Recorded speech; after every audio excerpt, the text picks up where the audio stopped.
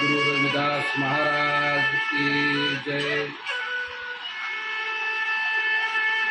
भक्तो, जगद्गुरु संत रविदास महाराज यांचा जन्मदिवस म्हणजे एक प्रकाश दिवस होय। संत रविदासाचा जन्म भारत खंडामध्ये या पृथ्वी तलावरती माघ पौर्णिमेच्या दिवशी 1433 मध्ये म्हणजे सन 1377 मध्ये श्री गोवर्धनपूर वाराणसी उत्तर प्रदेश या भूमीमध्ये त्यांचा जन्म झाला। त्यांच्या वडिलाचे नाव संतोष दास आणि आईचे नाव तुलसी देवी होते। गुरु रविदासांच्या जन्माच्या नंतर जेव्हा संत रविदासाचा जन्म झाला तेव्हा सर्व पृथ्वी तलावर व गगनात अति आनंद झाला। देवलोकात देखील अति आनंद झाला। स्वर्गातल्या रंभा रविदासांच्या दर्शनासाठी आतुर झाल्या। आकाशातून देवदेवतांनी रविदासावर पुष्पवृष्टी केली। गगनात आनंदाने वाद्यांचा गजर सुरू झाला। अनेक स्त्रिया ऋषीमुनींनी प्रसन्न होऊन वेदमंत्रांचे व मंगलचरणांचे पठण सुरू केले। ऋषी, साधू, संत व पंडितांना देखील अति आनंद झाला। सर्व दिशांनी जय जयकार सुरू झाला। ज्या घरी रविदासाचा जन्म झाला होता त्या घरी रविदासांच्या दर्शनासाठी भक्तांची रीघ लागली होती। त्या घराला स्वर्गातील ठिकाणाचे महत्त्व प्राप्त झाले होते। ज्या दलित घराण्यात रविदासाचा जन्म झाला असे घर पावन झाले होते, सुमंगल झाले होते। सर्व परिवार धन्य झाला होता। हा महापुरुष ज्या माता पित्यांच्या उदरी जन्मास आला ते धन्य ते माता पिता। त्यामुळे ऋषीमुनीच्या कुळाचा देखील उद्धार झाला। कारण रविदासांच्या दर्शनामुळे लोकांना मुक्ती मिळाली। ज्या कुळात रविदासाचा जन्म झाला त्या सर्व कुळांचे दलितांचे हजारो वर्षाचे दुःख जाऊन सुखप्राप्ती झाली होती। सर्व कुळांचे पाप व दोष निघून गेले व ते नष्ट झाले होते। दलितावर असलेले हजारो वर्षांचे पाप दुःख धुवून गेले। चांभार कुळात भाषा, विद्या, ज्ञान आणि जीवनाचा उपदेश करण्यात महान तारा म्हणजे संत रविदास जन्मास आला होता। सर्वत्र आनंदी आनंद पसरला होता।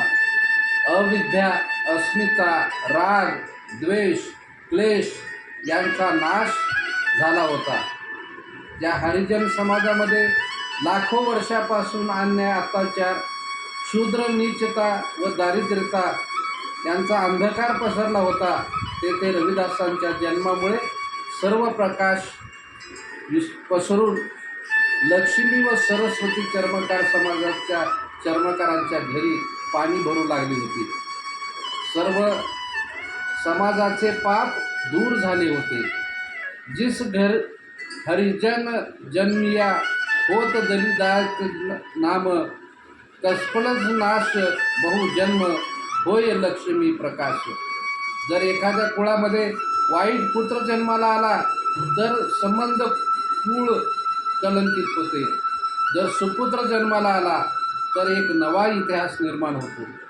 मूर्ख व दुष्ट माणसाच्या संगतीने मूर्ख लोक मूर्ख बनतात आणि मूर्ख माणूस हा कुळाचा नाश करतो।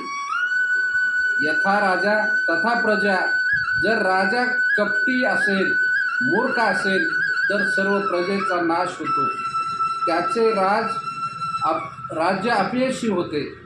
समजा जर एखाद्या घरात विषारी साप राहत असेल तर जीवन जगण्यासाठी माणसाची शाश्वती राहत नाही। घरात भीती निर्माण होते, कारण हा विषारी साप केव्हा दंश मारेल याची खात्री नसते। जो पुत्र आई वडिलांची आज्ञा पाळत नाही अशा पुत्र म्हणजे कुपुत्र होय. आईवडिलांनी कमावलेली संपत्ती, पैसा, प्रतिष्ठा, धर्म याचा तो विनाश करतो. जर एखाद्या पाषाणरूपी खडक महासागरात उभा राहिला तरी पाण्याचा गुणधर्म त्या पाषाणात येत नाही. त्याप्रमाणे एखाद्या मूर्ख माणसाला सज्जनाच्या संगतीमध्ये आला, त्याच्यावर सुसंस्कार केले तरी त्यांचे अंगभूत गुणधर्म जात नाहीत. म्हणून संत रविदासाचा जन्म म्हणजे एक अद्भुत रहस्य आहे. मुलगा जन्मला तर तो हरीचा तितकाच राहावा, भक्तीश राहावा, अन्यथा मूर्ख पुत्र जन्माला दिल्यास तो न जन्मलेला बरा. ज्याच्या घरी भक्त जन्मतो त्या घराचे भाग्य थोर असते, पुण्य असते. असे घराणे पुण्यवान असते. म्हणून ज्या दिवशी संत रविदासाचा जन्म झाला तेव्हा कलियुगाचा उद्धार झाला. कलियुगामध्ये पाप नष्ट झाले. रविदासांचे रूप असे होते की जणू पौर्णिमेचा चंद्र जसा चेहऱ्यावरील उजळ शीतलता चंद्रालाही लाजवी, अशी संत रविदासाच्या चेहऱ्यावरती उज्ज्वलता होती. संत रविदासाच्या चेहऱ्याचे वर्णन रविदास रामायणामध्ये संत कबीराने पुढील प्रमाणे केले आहे. आणि ते म्हणतात की संत रविदासाच्या चेहऱ्यावरील माथ्यावरील भुवया व त्यांचे कपाळ म्हणजे सूर्यच तळपत आहे. असे या संत रविदासाला आपण प्रणाम करूया. जय संत गुरु रविदास महाराज की जय.